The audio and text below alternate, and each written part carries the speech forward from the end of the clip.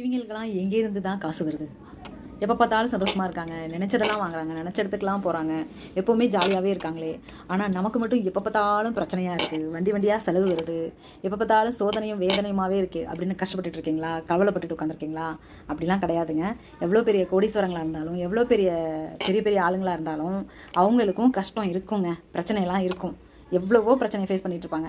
ஆனால் அதெல்லாம் நம்மக்கிட்ட காமிச்சிக்க மாட்டாங்க, வெளியிலையும் காமிச்சிக்க மாட்டாங்க, பார்க்குறவங்களுக்கும் அதெல்லாம் தெரியாது. ஆனால் நம்ம மட்டும்தான் நம்ம பிரச்சனையை மட்டுமே சிந்திச்சிட்ருப்போம், நம்ம கஷ்டத்தை மட்டுமே யோசிச்சுட்டு உட்காந்துருப்போம். அப்பப்போ நடக்க வேண்டியது, அப்பப்போ கிடைக்க வேண்டிய சந்தோஷத்தெல்லாம் மிஸ் பண்ணிவிட்டு கஷ்டத்தை மட்டுமே நினச்சி கவலைப்பட்டுட்டு உட்காந்துருப்போம்.